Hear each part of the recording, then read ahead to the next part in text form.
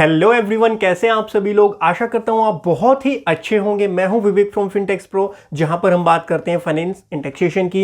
And स्वागत है आपका जीएसटी के एक और प्रैक्टिकल सेशन में। आज आपको बताने वाला हूं जीएसटी की one of the important return GSTR 9, जिसको प्यार से एनुअल रिटर्न भी बोला जाता है। उसको सबसे पहले पूरे फॉर्म को डिटेल में एनालाइज करेंगे। आपको एक एक चीज टेबल वाइज एनालिसिस में समझाऊंगा, कहां पर क्या फिल करना होता है, ईच एंड एवरीथिंग आपको समझाऊंगा एनुअल रिटर्न के बारे में। और आपको उसकी फाइलिंग भी दिखाऊंगा, कैसे पोर्टल पे उसकी फाइलिंग की जाती है। चलिए सबसे पहले आपको कुछ बेसिक्स बताता हूं मैं। सबसे पहले कुछ बेसिक्स डिस्कस करेंगे जीएसटीआर 9 से रिलेटेड, और उसके बाद में पोर्टल पे चल के सीधा सेक्शन जीएसटीआर 9 का एनालिसिस हम आज स्टार्ट करेंगे। चलिए गाइस, सबसे पहले आपको समझना यह जरूरी है कि जो हमारी जीएसटीआर 9 रिटर्न है, जीएसटीआर 9 जो होती है वो एक एनुअल रिटर्न होती है। और मैं जो आज आपको दिखाने वाला हूं वो कौन से फाइनेंशियल ईयर की दिखाने वाला हूं, फाइनेंशियल ईयर 20 एंड 21 की मैं दिखाने वाला हूं। और इसकी ड्यू डेट क्या है, 31 दिसंबर 2021 है, प्रोवाइडेड दैट गवर्नमेंट इसको एक्सटेंड नहीं करती। तो ये डेट जो है ये एक्सटेंड भी हो सकती है, बट आज की डेट में जो डेट है वो 31 दिसंबर 2021 फॉर द फाइनेंशियल ईयर 2021 के लिए। नाउ चलिए, सबसे पहला क्वेश्चन आता है किस किस के लिए मैंडेटरी, क्या सभी को जीएसटी रिटर्न फाइल करनी होती है। देखिए, एक रेगुलर टैक्स पेयर को फाइल करनी होती है, लेकिन गवर्नमेंट ने इसके लिए कुछ एक लिमिट भी बताई हुई है। आपके लिए जरूरी नहीं है कि आपको फाइल करनी ही पड़े। जीएसटीआर 9 की जो रिक्वायरमेंट होती है वहां पे गवर्नमेंट ने बोला है कि अगर आपकी टर्नओवर जो है वो 2 करोड़ को एक्सीड कर जाती है, 2 करोड़ की टर्नओवर लिमिट है। सो अगर आपके 2021 में आपकी टर्नओवर 2 करोड़ को एक्सीड करती है, तभी आपके लिए मैंडेटरी है जीएसटीआर 9 फाइल करना। लेकिन आपके पास ऑप्शन है। मान लीजिए आपकी टर्नओवर 50 लाख की है, 60 लाख की है, आप चाहते हैं कि आप एनुअल रिटर्न फाइल करें, तो क्या आप कर सकते हैं? बिल्कुल कर सकते हैं, कोई दिक्कत वाली बात नहीं है। लेकिन कोई मैंडेटरी रिक्वायरमेंट नहीं है। देखिए, मैंडेटरी आपके लिए तब है जब आपकी टर्नओवर जो है वो 2 करोड़ को एक्सीड कर जाती है। सो अप टू 2 करोड़ कोई भी रिक्वायरमेंट नहीं होती जीएसटीआर 9 या एनुअल रिटर्न फाइल करने के लिए for the financial year 20 and 21। अब मेरी बात को ध्यान से सुनिए। ये ना लॉ में नहीं लिखा हुआ, जो 2 करोड़ वाली बात है ना, ये लॉ के अंदर नहीं लिखी हुई। गवर्नमेंट क्या करती है, हर साल नोटिफाई करती है कि भाई इस साल तो स्टार्टिंग से 2017, 18, 19, 20, 2021। सो गवर्नमेंट हर साल क्या करती है, नोटिफाई करती है कि भाई ये जो नोटिफिकेशन है, इस नोटिफिकेशन को एक्सटेंड करती जाती है गवर्नमेंट। सो ध्यान ये रखना, लॉ में कहीं भी सेक्शन आप पढ़ोगे, इसका सेक्शन भी है, सेक्शन आप पढ़ोगे वहां पे आपको मिलेगा कि भाई सबको फाइल करनी है। लेकिन गवर्नमेंट के पास पावर होती है, गवर्नमेंट ने कुछ क्लास ऑफ टैक्स पेयर को छूट दी हुई है। सो अगर आपकी टर्नओवर 5 करोड़ तक है तो आपके लिए ऑप्शनल है कि आप जो है जीएसटी की एनुअल रिटर्न जीएसटीआर 9 फाइल कीजिए या नहीं कीजिए। इसी के साथ साथ एक जीएसटीआर 9C होती है, रिकंसिलिएशन स्टेटमेंट। वो वैसे हमारी अगली क्लास का टॉपिक है, अगले सेशन में उसको डिस्कस करूंगा। उसके लिए भी गवर्नमेंट ने लिमिट बताई है कि जीएसटीआर 9C जो होती है वहां पर आपकी टर्नओवर लिमिट जो है वो 5 करोड़ है। सो वो फाइल करने के लिए रिक्वायरमेंट आपकी कब आएगी, जब आपकी टर्नओवर 5 करोड़ को एक्सीड कर जाती है। सो इन चीजों का ध्यान रखिएगा, हर केस में मैंडेटरी नहीं होती। अगर टर्नओवर 2 करोड़ से एक्सीड करती है तब वहां पर मैंडेटरी है। क्वेश्चन ये आता है कि अगर आप उसको फाइल नहीं करते तो क्या होगा? भाई लेट फीस लगाई जाएगी, और क्या होगा? जैसे 3B के अंदर लेट फीस लगती है, जीएसटीआर 9 के अंदर भी आपकी लेट फीस लगना स्टार्ट हो जाती है। सो ये थे कुछ बेसिक पॉइंट्स थे किस किस को वो फाइल करनी होती है।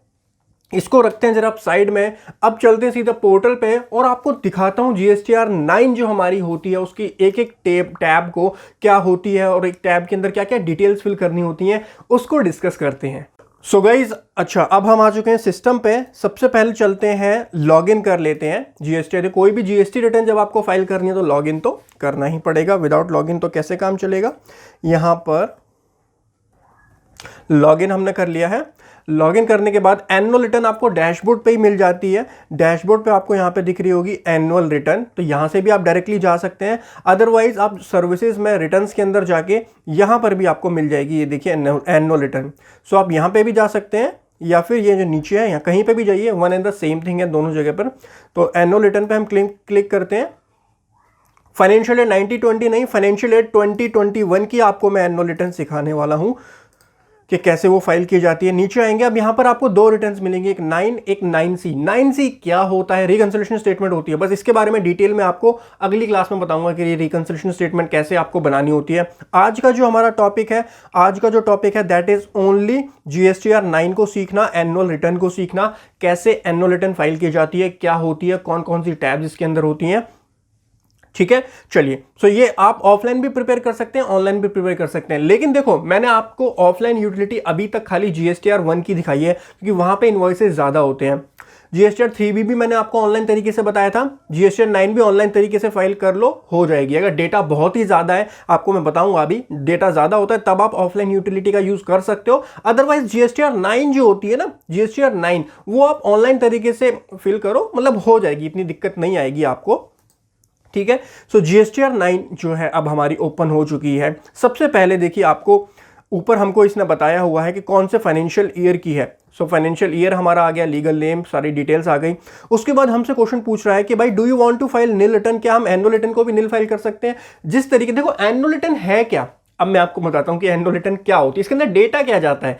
आपका पूरे साल का GSTR 3B का डेटा जाता है। GSTR 3B में आप क्या दिखाते हो? आप अपनी आउटवर्ड की डिटेल दिखाते हो, इनवर्ड की डिटेल दिखाते हो, तो वो मंथली होती है या फिर क्वार्टरली होती है, राइट। लेकिन जो एनुअल रिटर्न है, इसमें आप पूरे साल का आउटवर्ड का डेटा, पूरे साल का इनवर्ड का डेटा और कुछ सारी डिटेल, इसमें डिटेल्स थोड़ी सी ज्यादा होती हैं। देखो, इसमें आपको GSTR 1 की भी डिटेल्स मिल जाएंगी, आपको GSTR 3B की डिटेल्स भी यहाँ देनी होगी, तो थोड़ी डिटेल्स ज्यादा होती हैं। बस वही तो समझना होता है कि भाई एनुअल रिटर्न में आपको कौन कौन सी डिटेल्स फिल करनी होती है, राइट।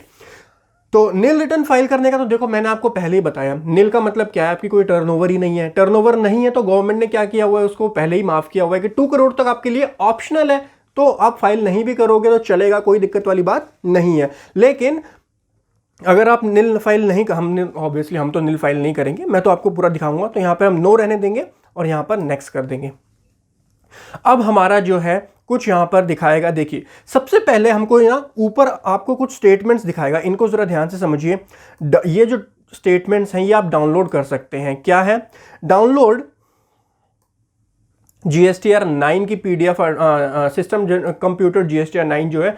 अब यहां पर देखो, एक बात ध्यान से सुनो, जैसे हमारी GSTR 3B में के सेशन में मैंने आपको बताया कि वहां पे आपकी 80% डिटेल्स जो होती है वो ऑटो पॉपुलेट होकर के आती है GSTR 1 से और GSTR 2B से, उसी तरीके से GSTR 9 के अंदर भी नीचे आपको दिखी गई होंगी वैसे कुछ फिगर्स।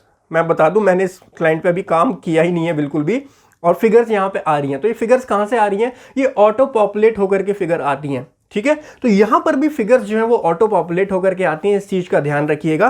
तो आपको काम ज्यादा इसमें नहीं करना होता, बस आपको ये चेक करना होता है कि सारी जो डिटेल्स हैं वो ठीक है या नहीं है, और कुछ एडजस्टमेंट करनी तो नहीं पड़ेगी। एडजस्टमेंट कैसे होती है वो आपको लास्ट में बताऊंगा मैं, किस तरीके से एडजस्टमेंट आपको करनी पड़ सकती है। हो सकता है आपको टैक्स देना पड़े, हो सकता है आपका इनपुट लैप्स हो जाए, तो वो सारी चीजें जो है वो मैं आपको आगे चल करके इसके अंदर बताऊंगा कैसे यहां पर टैक्स किया, यहां पर भी टैक्स की पेमेंट होती है, यहां पर भी टैक्स की पेमेंट हो सकती है। देखो, ऐसा नहीं है कि GSTR 9 में आपको टैक्स की पेमेंट करनी ही पड़ेगी।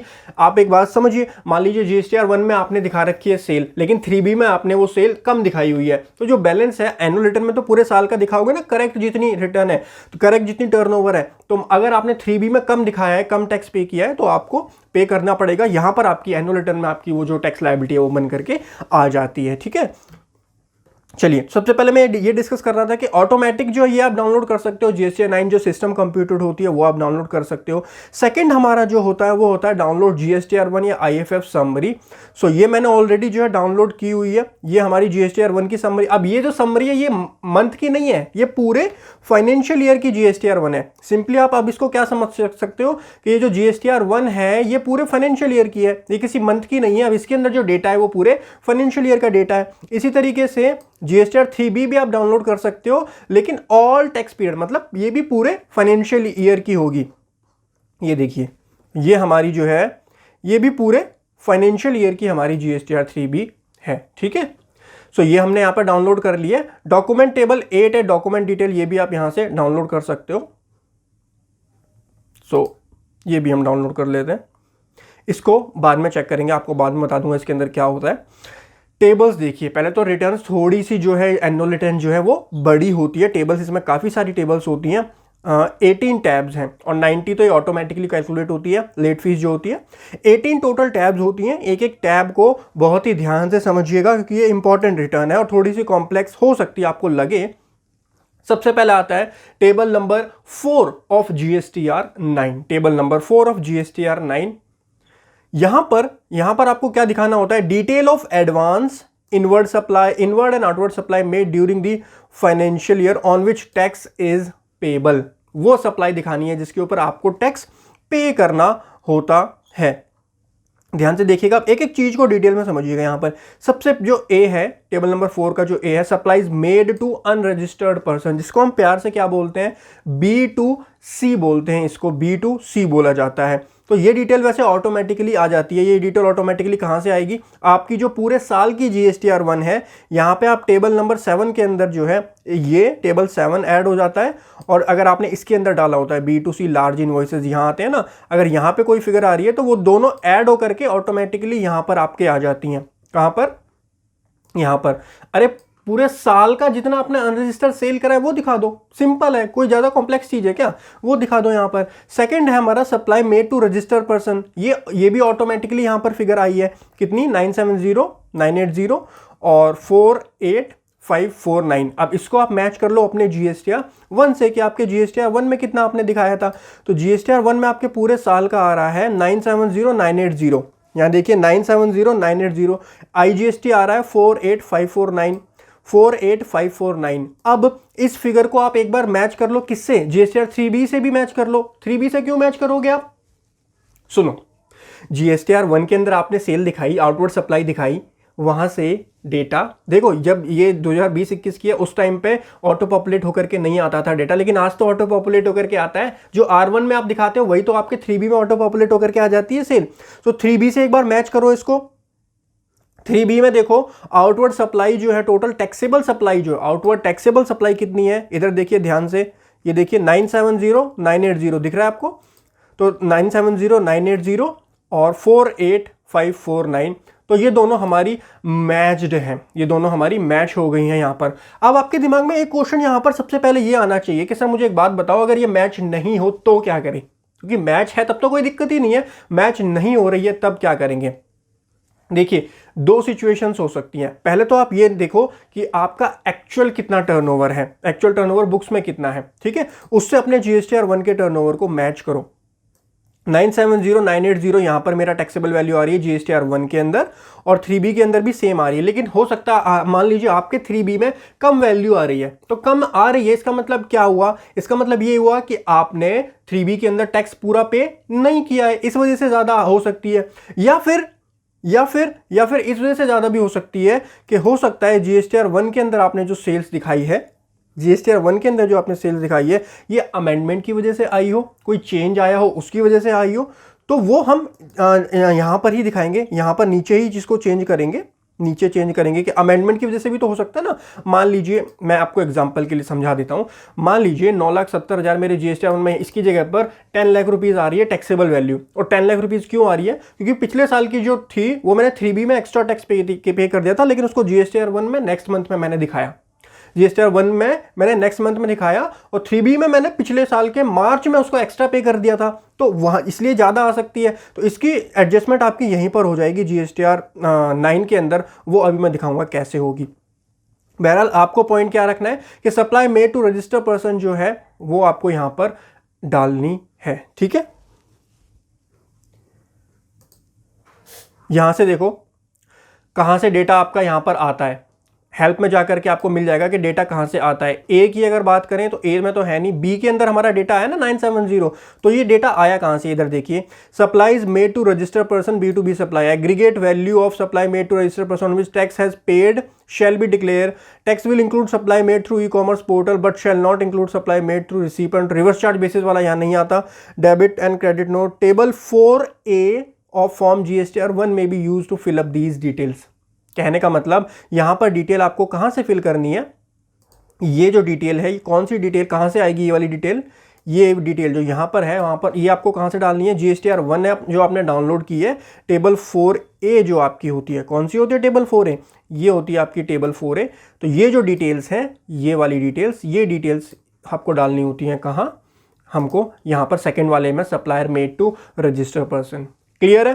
थर्ड आ जाओ, zero rated supply on payment of tax. यहाँ पे आप हेल्प में देखेंगे तो आपको मिल जाएगा, यहाँ से आपको टेबल 6A ऑफ GSTR1 उठाना है। अब GSTR1 कौन सा, मंथली वाला नहीं उठाना, जो अभी डाउनलोड किया है आपने वहां से उठाना है। तो टेबल 6A में आप चेक करो, GSTR1 में जाओ, वैसे ऑटोमेटिकली ऑटो पॉपुलेट होकर के आता है, आपको चेक करना होता है बस कि डिटेल्स ठीक है या डिटेल ठीक नहीं है। तो टेबल 6A देखिए आपको यहाँ दिख रहा होगा, ये GSTR1 का टेबल नंबर 6A है। तो यहाँ पे हमारा 0 आ रहा है, तो और सिंपली हमारे GSTR9 के अंदर भी वैल्यू 0 आ रही है। Supply to SEZ on payment of tax, ये वैल्यू आपकी कहाँ से आएगी, SEZ on payment of tax, ये टेबल 6B से आप उठा सकते हो, टेबल 6B ऑफ GSTR1, वहां से डेटा जो है आप यहाँ पर वैसे ऑटो पॉपुलेट होकर के आता है, बस एक बार आपको चेक करना होता है। नेक्स्ट है हमारा डीम्ड एक्सपोर्ट। डीम्ड एक्सपोर्ट की वैल्यू आपको कहाँ से पिक करनी होती है उसको समझिए। डीम्ड एक्सपोर्ट जो है table 6C of form GSTR1, ये आपको, अच्छा ये वाली जो टेबल है ये आपके मंथली GSTR1 या क्वार्टरली GSTR1 जो होती है उससे आपकी ये वाली टेबल प्रिपेयर होती है, राइट। तो मतलब यहां पे आपको अभी तक GSTR1 से फिगर जो है वो डालनी होती है, बस मैच करनी होती है, डालना क्या है ऑटोमेटिक आता है यहां पर। एफ देखिए, F advance on which tax has been paid but invoice has been issued, has not been issued, invoice has not been issued, not cover under A to E above. अब ये कौन सा case है, ये आपको कहां से डालना होता है, ये देखो आपको GSTR1 से नहीं डालना होगा। एफ में देखिए, ये आपको टेबल 11(1)A से मिल जाएगा वैसे ये, कि advance on which tax has been paid but invoice has not been issued, और जो ऊपर कवर नहीं है, ये चीज ध्यान रखना, जो ऊपर इन पॉइंट्स के अंदर कवर नहीं है, ए से लेकर ई तक, ए से लेकर ई तक कवर नहीं है, वो एडवांस जो है वो आपको यहां पर डालना होता है, ठीक है। फॉर एग्जाम्पल, अब यहाँ पे कौन सा एडवांस आता है मैं आपको एग्जाम्पल दे करके समझा देता हूं कि जो एफ है, एफ के अंदर कौन सा एडवांस आएगा और कौन सा एडवांस नहीं आएगा। देखिए, मान लीजिए आपने अगस्त मंथ में 2021 की बात कर रहा हूं मैं, क्योंकि हम 2021 की रिटर्न भर रहे हैं, ठीक है। सो अगस्त 2020 की बात कर रहा हूं मैं, अगस्त 2020 में आपको एडवांस ऑन सर्विस मिला, क्योंकि एडवांस ऑन गुड्स पे तो देखो वैसे भी आपको GST की लायबिलिटी नहीं बनती है, एडवांस ऑन सर्विस मिला, उस एडवांस को आपने अपनी GSTR1 में दिखा दिया होगा। नेक्स्ट मंथ जो है आपने सर्विस दी होगी तो नेक्स्ट मंथ आपने उसको एडजस्ट भी कर दिया होगा, लेकिन वो सेम ईयर में हो गया वो तो एडजस्ट। तो tax has not been issued का मतलब क्या है, इनवॉइस तो इशू हो गया ना उस ईयर के अंदर, तो यहां पर कुछ डालने की जरूरत ही नहीं है। लेकिन अब दूसरा एग्जांपल समझो, उसको नहीं डालना, जो एग्जांपल मैंने दिया कि भाई अगस्त में इनवॉइस एडवांस आया, सितंबर में आ गया, तो सेम फाइनेंशियल ईयर में एडजस्ट हो गया वो, तो कोई दिक्कत ही नहीं है, इनवॉइस जो है इशू हो चुका है ऑलरेडी। लेकिन अब इस एग्जाम्पल को बहुत ध्यान से समझना, मार्च 2021 में हमको एक एडवांस ऑन सर्विस मिला, एडवांस ऑन सर्विस मार्च 2021 के अंदर मिला, और हमको इनवॉइस जो है वो 1 महीने या 2 महीने बाद मिला, मई 2021 के अंदर। यानी अब फाइनेंशियल ईयर चेंज हो गया है, सो इस फाइनेंशियल ईयर के अंदर इनवॉइस इशू नहीं हुआ है, वो फिगर आपको, वो वाला इनवॉइस की वैल्यू आपको यहां पर डालनी है। यानी जो मार्च मंथ के अंदर एडवांस है, मार्च मंथ की GSTR1 एक बार चेक करना, उसके अंदर कोई एडवांस है वो आप यहां पर डालोगे। लेकिन ध्यान ये रखना कि वो जो फिगर है वो आपके ऊपर A, B, C और D इन रोज के अंदर वो इंक्लूड नहीं होनी चाहिए, उस फिगर को जो है आप F के अंदर डाल सकते हैं, ऐसे एडवांस को आप यहां पर डाल सकते हैं, ठीक है। सो F आपको समझ में आ गया होगा।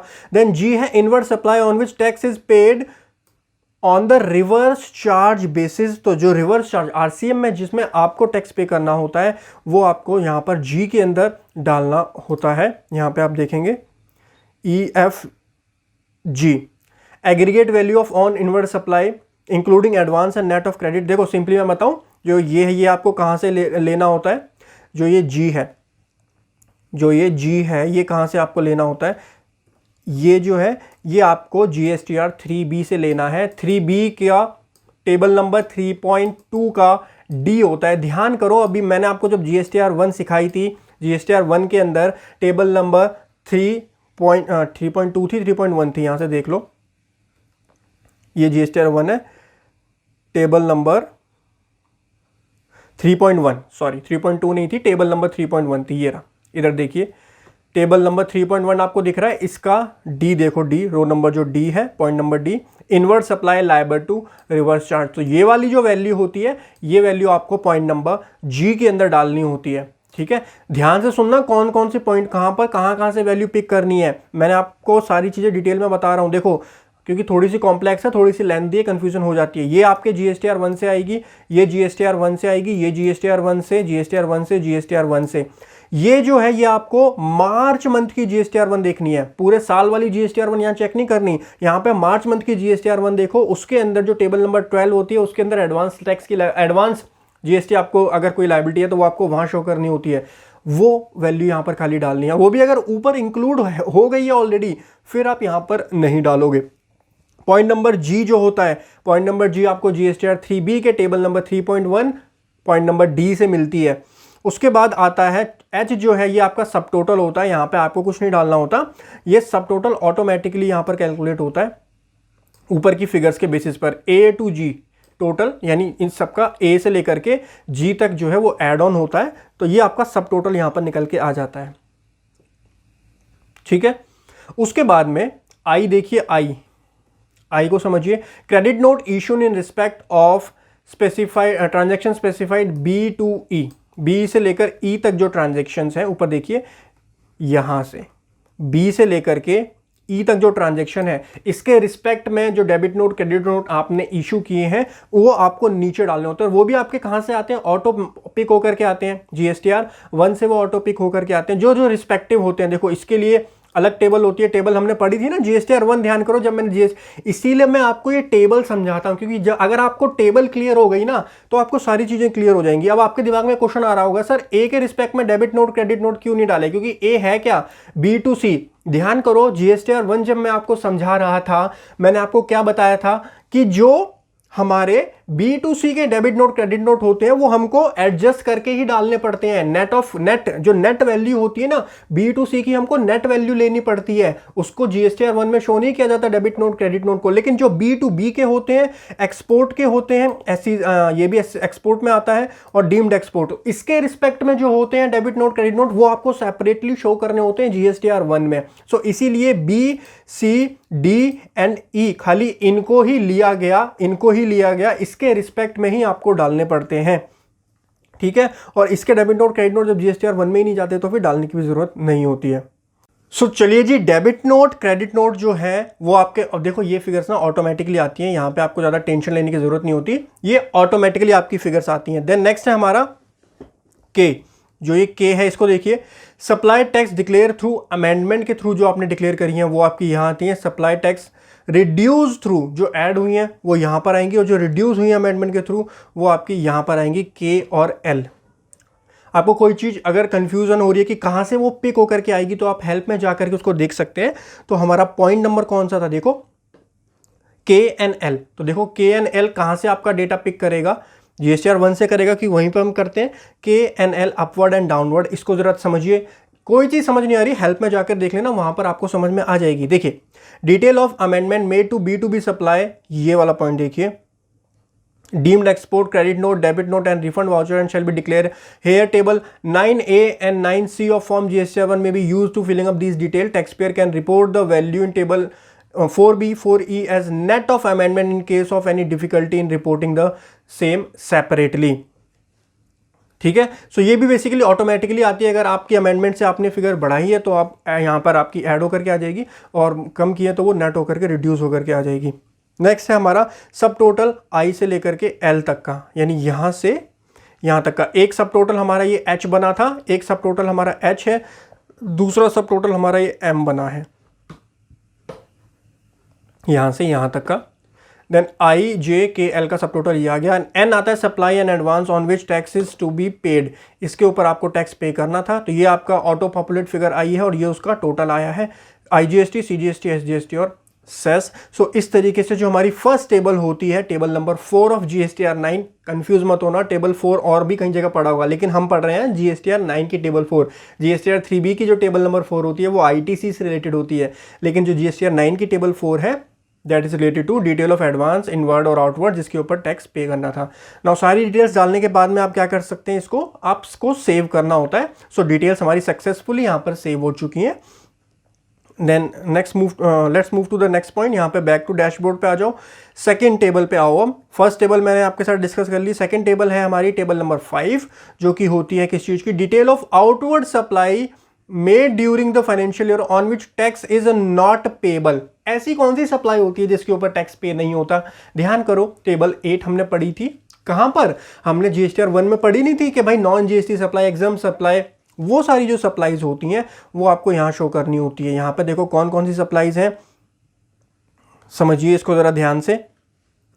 टेबल नंबर 5 के अंदर सबसे पहले जीरो रेट सप्लाई, जो कि मैंने आपको डिटेल में समझाई हुई है। Zero rate supply without payment of tax जो होती है, विद पेमेंट ऑफ टैक्स है तो भाई उस पर तो टैक्स पे करना है। जीरो रेट सप्लाई अगर पेमेंट ऑफ टैक्स है तो उस पर तो टैक्स पे करना है ना, वो यहाँ पे थोड़ी आएगी। यहाँ पे तो वो फिगर्स आएगी जिसके ऊपर टैक्स ही नहीं बन रहा। देखो ये सारी फिगर यहाँ कुछ है ही नहीं, तो टैक्स कौन सी फिगर्स पे नहीं बनता? Zero rate supply without payment of tax अगर आपने ऑप्ट किया है, लेटर ऑफ अंडरटेकिंग फर्निश करनी पड़ती है। सेक्शन नंबर 16 ध्यान आया आपको, जो मैंने समझाया था जीरो रेट सप्लाई वाला कंसेप्ट जब हम डिस्कस कर रहे थे, वो चीज़ है। सेकंड बी हमारा होता है supply to SEZ without payment of tax. So SEZ supply को भी जीरो रेट सप्लाई ही बोला जाता है। तो वहां पर अगर आपने विदाउट पेमेंट ऑफ टैक्स अगर किया है तो वो आपको यहां डालनी होती है। पॉइंट नंबर सी हमारा है यहाँ पर supply on which tax is to be paid by the recipient on reverse charge. अब यहाँ पर कौन सा रिवर्स चार्ज है? मतलब आपने जो सर्विस या गुड्स दिया है वो रिवर्स चार्ज बेसिस के अंदर कवर होती है, तो रिसिपेंट को पे करना है, तो भाई आपकी उसके ऊपर जीएसटी पे करने की लायबिलिटी नहीं आती है। नेक्स्ट हमारा डी है एग्जाम सर्विस या एग्जाम गुड्स आप प्रोवाइड करते हो, वहां पे जीएसटी नहीं देना आपको। ई के अंदर नील रेटेड आपको डालनी होती। एफ के अंदर आपकी नॉन जीएसटी सप्लाई यानी includes no supply.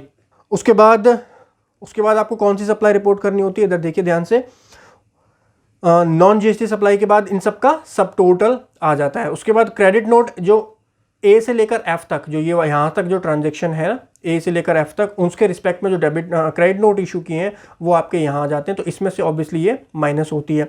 Debit note जो इशू है वो देखो यहाँ साइन भी बना हुआ है कि ये फिगर माइनस होगी आपकी, ये फिगर जो है वो प्लस होगी, क्योंकि डेबिट नोट से जो है वो इनवॉइस की वैल्यू। अब अगर आपको डेबिट नोट क्रेडिट नोट में कंफ्यूजन है तो आप यहाँ पे घूम जाओगे। डेबिट नोट क्रेडिट नोट में मैंने आपको अच्छे से बताया है। क्रेडिट नोट का काम क्या होता है कि एक इनवॉइस की वैल्यू को रिड्यूस करने का काम क्रेडिट नोट का होता है। डेबिट नोट का काम क्या होता है कि एक इनवॉइस की वैल्यू को इंक्रीज किया जाता है डेबिट नोट डाल करके। सो डेबिट नोट डलेगा तो आपकी सेल या टैक्सेबल सेल जो है वो इंक्रीज होगी और यहां पर जो है वो रिड्यूस होगी अगर क्रेडिट नोट डलता है तो। नेक्स्ट है सप्लाई डिक्लेयर थ्रू अमेंडमेंट, जो अमेंडमेंट के थ्रू सप्लाई डिक्लेयर की है आपने तो वहां पर ऐड होगी, और जो रिड्यूस हुई है वो आपको रिड्यूस करनी है। यहां पर एच से लेकर के तक का, यहां से यहां तक का सब टोटल जो है वो आपका यहां पर आ जाएगा। ठीक है, टर्नओवर, उसके बाद है turnover on which tax is to be paid, जिसके ऊपर आपको टैक्स पे कर, tax not to be paid, sorry tax to be paid नहीं, नॉट टू बी पेड यहां पर आ जाएगा। Turnover including advances. So guys यहां पर आपकी क्या आ जाती है? Total turnover. अब यहां टैक्सेबल टर्नओवर की बात नहीं है, ये आपकी आ रही है टोटल टर्नओवर। टोटल टर्नओवर मतलब इंक्लूडिंग, आपकी टोटल टर्नओवर में सारी टर्नओवर आती है, nil rated supply, non GST supply, exempt supply, सारी सप्लाईज का जो टोटल है वो यहां पर आपका आता है। टोटल सप्लाई जो है वो यहां पर, क्योंकि हमारे ऊपर कुछ भी नहीं है, देखो नील फिगर आ रही है, इसीलिए सेम जो हमारी टैक्सेबल सप्लाई थी वही हमारी टोटल टर्नओवर जो है वो यहाँ पर बन के आई है। उसके बाद इसको आप सेव करेंगे तो सक्सेसफुली आपका सेव जरूर करना है, तभी आपका डेटा एक्सेप्ट होगा यहाँ पर, एंड देन इसको हम ओके करेंगे। फिर आपको दोबारा बैक टू डैशबोर्ड पे जाना है। 2 टेबल्स हमने सेव कर दी हैं। नेक्स्ट टेबल हमारी आ जाइए, इसको डिस्कस करते हैं। Detail of ITC availed during the financial year, पूरे साल में आपने कितना आईटीसी अवेल किया है उसकी डिटेल आपको यहाँ पर देनी होती है। अब इसको जरा ध्यान से समझिएगा, यहाँ पे अंदर जाइए, इसके अंदर हेल्प में देखिए आप जाएंगे, सबसे पहले जो हमारा ये ऑटोमेटिक फिगर आ रही है ना, इसको समझो। ये फिगर कहाँ से आ रही है? जो ए है, table number 6 point number A जो है, total amount of input tax credit avail through form number GSTR 3B। तो ये क्या है? सम total of 4A of form 3B। So 3B का फॉर्म ये देखिए, 3B पूरे साल वाला 3B ओपन करो, यहाँ पर इसकी टेबल नंबर 4 देखो, और इसका ऑल कहाँ से लिया है, एक सेकेंड रुको, table number 4A of form GSTR 3B, table number 4A, ये रहा, ए दिख रहा है, आईटीसी अवेलेबल, ये दिख रही है आपको फिगर। आईटीसी अवेलेबल जो है ये फिगर जो है यहाँ से 23,683,23, और ये पूरे साल की है, पूरे साल का 3B हम चेक कर रहे हैं। सो ये फिगर आपकी यहाँ पर आ चुकी है 23,638, ये CGST और SGST यहाँ पर हमारा कवर हो गया है। अब आपको इसका बाइफरकेशन देना होता है। अब आपको इसका बाइफर्केशन देना होता है। मैंने देखो इस क्लाइंट पे पहले ही ऑलरेडी काम किया हुआ है, मतलब मेरा ही क्लाइंट है, तो मुझे पता है कि ये डेटा किस तरीके का है, किस चीज़ का है। लेकिन आपको जो है बाइफर्केशन इसका देना पड़ेगा। सबसे पहले बी में देखिए, बी में क्या है, inward supply other than import and inward supply to be reverse charge को छोड़ करके, but include service receive from SCZ को इंक्लूड करके, और बाकी इसके अलावा जो रिवर्स चार्ज है उसको छोड़ करके जो इनवर्ड सप्लाई आपकी है, जो इनवर्ड सप्लाई का मतलब क्या होता है, सिंपली जो आपने परचेज की है उस परचेज को आपको क्या करना है, यहां पर परचेज को यहां पर क्या करना है बोलो, बाइफरकेट करना है। किस पार्ट में बाइफरकेट करना है, 3 टाइप्स दिए हुए हैं। मैंने आपको ITC वाले चैप्टर में बताया था, हमारा जो इनपुट होता है वो 3 टाइप्स में क्लासीफाई होता है, एक इनपुट, एक कैपिटल गुड्स और एक इनपुट ऑन सर्विस। तो यहां पर आपको input, capital goods and service में बाइफरकेट करना है अपने इनपुट को। सो मेरे वाले इस केस में मेरा क्लाइंट जो है सर्विसेज बिल्कुल नेग्लिजिबल है, कोई सर्विस जो है नहीं लेता है ज्यादातर। जो सारा का सारा इनपुट ये जो है ये इनपुट से रिलेटेड है, जो रॉ मटेरियल होता है उससे रिलेटेड ये पूरा का पूरा ITC यहां पर है। ठीक है, सो हम क्या करेंगे, पूरे के पूरे ITC को अब इसको यहां पर आपको करना है, कैसे आपने अवेल किया, बाइफरकेट करके आपको दिखाना होता है। सो 23638.25 पूरा का पूरा ITC 23638.25 हमने यहां पर शो कर दिया कि that is related to input से रिलेटेड है, कैपिटल गुड्स और इनपुट सर्विस से रिलेटेड कुछ भी नहीं है, सारा का सारा हमारी इनपुट सप्लाईज ही थी। उसके बाद पॉइंट नंबर C देखिए ध्यान से, inward supply receive from unregistered person liable to reverse charge other than B and on which tax is paid and ITC avail, उसके ऊपर ITC आपने अवेल किया है। देखो ये फिगर आपको अगर कंफ्यूजन हो रही है ना कहां से हम लें, तो आप एक बार हेल्प में जाकर के देख सकते हो। देखो टेबल नंबर C हम डिस्कस कर रहे हैं ना, C देखो, इधर देखो, inward supply receive from unregistered person, ये हम डिस्कस कर रहे हैं। तो अब इसकी फिगर आप कहां से लोगे, आपको पूरे साल वाला क्या देखना है, GSTR 3B देखनी है। ये देखिए table 4A3 of form GSTR 3B में भी use to fill up these detail. 4A3 के अंदर जो है हम RCM डालते हैं। सो आप अपने पूरे साल का 3B देखो, और 3B के अंदर टेबल 4 ये रही, इसके अंदर 3 ये रहा, inward supply liable to reverse charge, ये जो है। लेकिन यहां पर आपको फिगर कैसे मिलेगी, टोटल में मिलेगी। मतलब टोटल का मतलब क्या कि इसके अंदर आपका इनपुट भी होगा, इनपुट सर्विस भी होगा, कैपिटल गुड्स भी होगा। अकॉर्डिंगली अब आपको बुक्स ऑफ अकाउंट चेक करने पड़ेंगे कि भाई कितना उसमें से जो है सर्विस से रिलेटेड है, कितना इनपुट उसमें से गुड्स से रिलेटेड है, कितना इनपुट जो है वो इनपुट से रिलेटेड है, कितना ITC इनपुट से रिलेटेड है। तो वो आपको बाइफरकेशन जरूर प्रिपेयर करना है, और बाइफरकेशन करके आपको कहां पर पुट करना है इसको, यहां पे देखिए ध्यान से, यहां पे पुट करना है कॉलम B में, पॉइंट नंबर B के अंदर। ठीक है, सॉरी B नहीं, C पढ़ रहे थे। B में तो इनवर्ड सप्लाई नॉर्मल वाली आती है, C के अंदर आती है जो अनरजिस्टर्ड पर्सन से आपने परचेस की है, लायबल टू रिवर्स चार्ज। लेकिन देखो अभी तक गवर्नमेंट ने ऐसी कोई नोटिफाई की नहीं है सर्विस कि भाई अनरजिस्टर्ड पर्सन वाली सर्विसेज को नोटिफाई किया ही नहीं है गवर्नमेंट ने। हमने कहाँ पढ़ा था, मुझे आप बताइए ध्यान से, अनरजिस्टर्ड पर्सन से जब आप गुड्स कोई भी परचेज करते हैं तो हमने पढ़ा था सेक्शन नंबर 9 सब सेक्शन 4 के अंदर डिफाइन था, और जहां पर गवर्नमेंट ने अमेंडमेंट की थी। पहले क्या होता था, 5000 से ज्यादा अगर आप करते थे तो RCM की लायबिलिटी आपकी आ जाती थी, लेकिन गवर्नमेंट ने अब वो 5000 वाली लिमिट हटा दी है। गवर्नमेंट ने बोला है, ध्यान से सुनिएगा, सेक्शन 9 सब सेक्शन 4 के अंदर गवर्नमेंट बोलती है कि अगर आप अनरजिस्टर्ड पर्सन से कुछ स्पेसिफिक गुड्स या स्पेसिफिक सर्विस परचेज करते हैं तो आपको RCM में जो है देना पड़ेगा टैक्स। लेकिन आज तक गवर्नमेंट ने नोटिफाई ही नहीं की कि वो स्पेसिफिक गुड्स या स्पेसिफिक सर्विस क्या है। तो आपका इस वाले पॉइंट के अंदर कोई भी फिगर मेरे हिसाब से अभी तक तो नहीं आएगी, क्योंकि 2021 में गवर्नमेंट ने कुछ नोटिफाई ही नहीं किया कि कौन कौन सी वो गुड्स या सर्विस हैं। तो आपने ऑब्वियसली अनरजिस्टर्ड पर्सन से परचेज की भी होगी तो RCM में लायबिलिटी नहीं पे की होगी, क्योंकि गवर्नमेंट ने अभी तक उससे रिलेटेड गुड्स एंड सर्विसेज को नोटिफाई नहीं किया according to section number 9 sub section 4 of CGST act 2017। ठीक है, सो चांसेस आर देयर कि इसमें आपका कुछ भी नहीं आएगा पॉइंट नंबर C के अंदर। पॉइंट नंबर D देखिए, जो रजिस्टर्ड पर्सन से आपने परचेज की है उसके लिए, जो आपने रजिस्टर्ड पर्सन से परचेज की, inward supply receive from registered person liable to reverse charge. तो ये सेक्शन 9 सब सेक्शन 3 के अंदर हमने पढ़ा था, जहां पे गवर्नमेंट ने काफी सारी गुड्स एंड सर्विसेज को नोटिफाई किया है कि भाई अगर आप एडवोकेट की सर्विस लेते हैं, अगर आप GTA की सर्विस लेते हैं, अगर और स्पॉन्सरशिप की सर्विस आप लेते हैं, तो वहां पे देयर आर चांसेस, अगर वहां की RCM की वो कंडीशन नोटिफिकेशंस के अकॉर्डिंग सेटिस्फाई होती हैं तो रिवर्स चार्ज में आपको क्या करना पड़ेगा, रिवर्स चार्ज में आपको टैक्स देना पड़ता है। तो वो रिवर्स चार्ज में आपने दिया होगा। तो यहाँ पे आपको कौन सी फिगर लेनी है, पॉइंट नंबर D के अंदर देखिए, हेल्प में जाएंगे आप तो हम मिल जाएंगे। ये भी 3 टेबल GSTR 3 से आएगी हमारी फिगर, 3B से तो पॉइंट नंबर डी के अंदर देखिए, यहाँ भी टेबल 4A3 से जो डेटा वो आपका पिक होकर के आ जाएगा, वहाँ से आप उसका रेफरेंस ले सकते हैं, उस डेटा का यूज़ कर सकते हैं। उसके बाद में नेक्स्ट आइए, डी के बाद ई, इंपोर्ट ऑफ गुड्स जो है ये भी आपका 3B में मिल जाता है। ये रहा इंपोर्ट ऑफ गुड्स, ये पूरे साल का, ये आप ले लीजिए, ये वाली फिगर आपकी वहाँ आप पुट कर सकते हैं। नेक्स्ट आ जाइए, इंपोर्ट ऑफ सर्विस जो है ये भी आपको अपने पूरे साल वाले 3B में मिल जाएगी। इंपोर्ट ऑफ सर्विस, यहाँ से आपको ये वाली फिगर मिल जाएगी। देखिए फिगर मिल जाएगी और आप कर लोगे, और आपको चीज़ें लेकिन पता होनी चाहिए कि क्या क्या उसका नीचे इफेक्ट जा रहा है, ठीक है ना। सो आपको चीज़ें सारी पता ज़रूर होनी चाहिए कि क्या है, और मैंने आपको वैसे डिस्कस की हुई है। 3B तो मैंने आपके साथ ये सारे पॉइंट्स डिस्कस किए ही हुए हैं ऑलरेडी, ठीक है।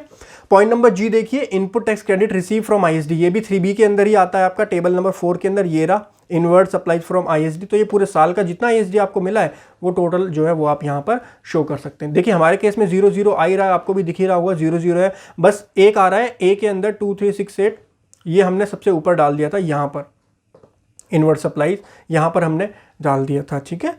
अच्छा, यहाँ पर जो इनवर्ड सप्लाईज आता है ना, ये आपका जो हमने ऑल अदर ITC पढ़ा था वो होता है इनवर्ड सप्लाई। में आपको दिखा देता हूँ, ये बी ऑल अदर ITC जो आपको दिख रहा है ना, ये फिगर हमको डालनी पड़ती है बी वाले पॉइंट के अंदर, टेबल ए GSTR 3B के ए के ये वाली जो फिगर है ना, मैंने आपको शायद स्टार्टिंग में ये बताया था, ये फिगर नहीं होती है, ये वाली जो फिगर होती है, दिस फिगर 5th वाली जो फिगर होती है वो आपको वहाँ पर बी में डालनी होती है, इस बी के अंदर, ठीक है। BCDEF हो गया, जी हमारा हो गया था। उसके बाद H आता है, amount of ITC reclaimed other than be above under the provision of the act. इसका मतलब क्या हुआ, इसको मैं आपको इसका एग्जांपल देकर के समझाऊंगा कि थोड़ा सा टिपिकल है, आपको शायद समझ में ना आए कि भाई अमाउंट ऑफ ITC रिक्लेम इसका मतलब क्या हुआ। इधर आ जाइए, आपको नोट्स में से मैं समझा देता हूं कि इसका एक्चुअल में एग्जाम्पल के थ्रू आपको समझ में आएगा। देखिए amount of ITC reclaimed other, वही वाला पॉइंट है, मैंने यहाँ पर लिखा हुआ है, इसको डिटेल में थोड़ा सा डिस्कस कर लेते हैं, थोड़ा सा कॉम्प्लेक्स हो सकता है ये। सो देखिए अप्रैल 2020 से मार्च 2021 यानी 2021 की हम ITR फाइल ITR पे पहुंच गए, GSTR 9 एनुअल रिटर्न फाइल कर रहे हैं। 1 मई को एक इनवॉइस आया, ITC आपने क्लेम कर लिया 2 लाख रुपीज़ का, ठीक है। उसके बाद 2 महीने बाद कोई दूसरा अकाउंटेंट आया या कोई और प्रोफेशनल आया, वो आपसे बोलता है कि भाई ये तो आप क्लेम ही नहीं कर सकते, ये तो गलत है, ये है वो है फलाना ढिकाना। आपने कहा चलो ठीक है, आप प्रोफेशनल हो, आप बोल रहे हो नहीं कर सकते, तो हम एक काम करते हैं, 20 अगस्त को हमने क्या करा, ITC जो क्लेम करा था 1 मई को उसको रिवर्स कर दिया। और रिवर्स ऑब्वियसली कैसे क्या हो, बुक्स में भी कर दिया, GSTR 3B में भी उसको रिवर्स करके दिखा दिया, राइट, कोई दिक्कत नहीं। उसके बाद 1 नवंबर 2020 को 1 महीने बाद कोई तीसरा प्रोफेशनल आता है, आप तीसरे प्रोफेशनल को दिखाते हो अपनी GST की रिटर्न, वो बोलता है नहीं आप तो क्लेम कर सकते हो। उसने आपको सेक्शन बताया, बोला सेक्शन 75 में ब्लॉक ही नहीं है तो आप क्लेम कर सकते हो। तो आपने कहा भाई ये बीच वाले ने पागल बना दिया, तो आपने उसको रिक्लेम करा। वर्डिंग को नोट करना, आपने अब क्लेम नहीं कर रहे, आप क्लेम तो आपने यहां पर ऑलरेडी कर लिया था ना, एक बार क्लेम तो कर लिया था, लेकिन आपने फिर उसको रिवर्स किया और अब तीसरा प्रोफेशनल आपसे आकर के बोल रहा है कि आप उसको क्लेम कर सकते हो। तो अब आप क्लेम नहीं कर रहे, क्लेम तो आपने करा था लेकिन फिर रिवर्स करा। अब वो क्या हो रहा है, अब इसको ही बोला जाता है रिक्लेम, इसको बोला जाता है रिक्लेम।